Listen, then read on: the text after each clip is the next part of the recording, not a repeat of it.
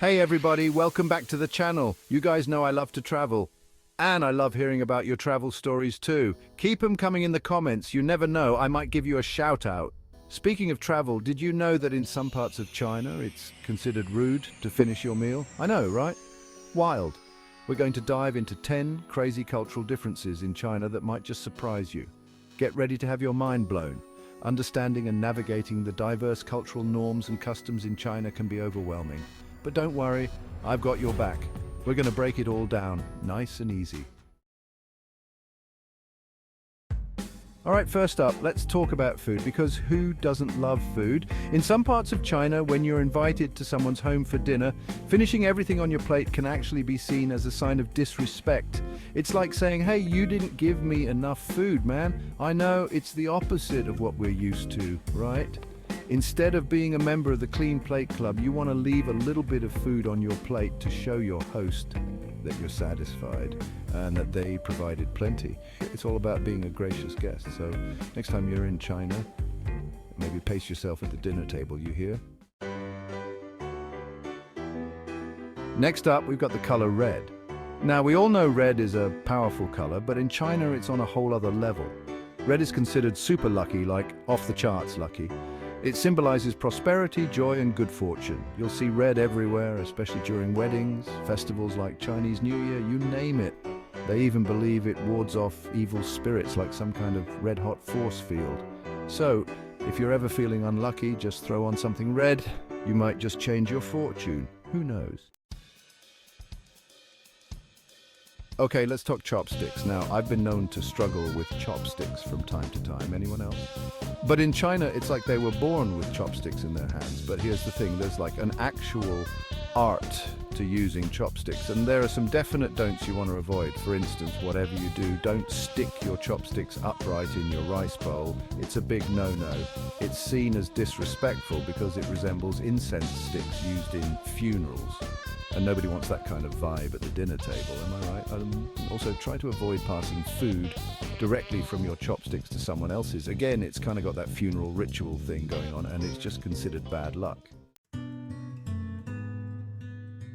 Chapter 4, Tea Time. All right, let's move on to something a little more zen. Tea ceremonies. Now, tea in China is not just your average cup of joe, folks. It's a whole big deal.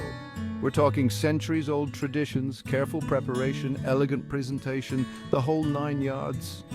Tea ceremonies are a way to show respect, celebrate special occasions, and just like connect with people on a deeper level.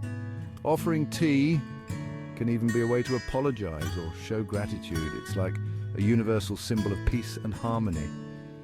So next time someone offers you tea in China, savor the moment, my friend. Chapter 5, Bubble Trouble. Okay, let's talk personal space, or lack thereof. Now, in many Western cultures, we like our bubble, right? We give each other space, we respect boundaries, but in China, things are a little different. It's totally normal for people to stand really close to you, especially in crowded places like subways or markets. You might feel your personal space bubble deflating a little, but trust me, it's not meant to be rude, it's just part of the culture. So take a deep breath, embrace the closeness, and just go with the flow. Chapter 6. Saving Face 101. Now this next one is important, folks. Saving face is huge in Chinese culture. It's all about maintaining dignity and avoiding embarrassment, both for yourself and for others. It's like an unspoken code of conduct that influences everything from social interactions to business deals. Publicly criticizing someone or putting them on the spot is a big no-no. It can seriously damage relationships and just create a whole lot of awkwardness. So remember, when in China, always be mindful of others' feelings and try to avoid situations where someone might lose face. Chapter 7. The Art of Gift Giving. Okay, gift giving time. Now, we all love getting gifts, right? But in China, there's a little twist. Be prepared to refuse a gift multiple times before it's actually accepted. It's not about being rude, it's about being polite and humble. It's like a little dance they do, and when you do finally accept the gift, don't rip it open like it's Christmas morning. Open it discreetly later on to show respect for the giver. Oh, and one more thing. Be careful what you give as a gift. Some items, like clocks or umbrellas, are associated with bad luck or separation, and nobody wants to be that guy who gives the unlucky gift. Chapter 8. Forbidden. All right, this one's a little spooky, but fascinating nonetheless. The number 4 is considered unlucky in Chinese culture. Why?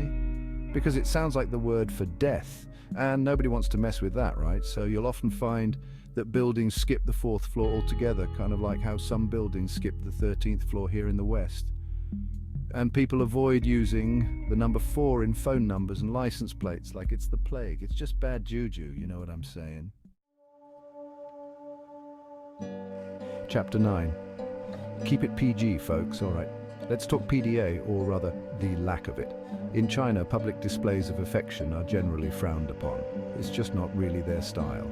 While you might see young couples holding hands, anything more than that is usually kept behind closed doors.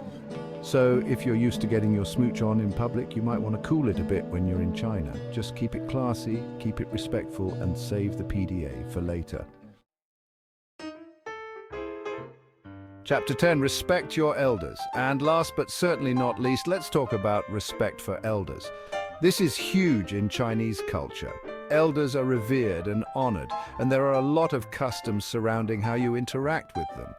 Always offer your seat on public transportation, use proper titles when addressing them, and listen attentively when they speak. It's all about showing respect for their wisdom, experience, and their place in society. So, remember, a little respect goes a long way. Okay, that's a wrap. So there you have it, folks. 10 crazy cultural differences in China that might just surprise you. From leaving food on your plate to avoiding the number 4, these cultural quirks make China such a unique and fascinating place to explore. Remember, when traveling to a new country, it's always a good idea to do your research and be respectful of the local customs. It'll make your trip that much more enjoyable, trust me. And hey, I want to hear from you. What are some of the most interesting cultural differences you've encountered in your travels? Share your stories in the comments below. Don't forget to like, subscribe, and hit that notification bell for more awesome content. Thanks for watching, everybody.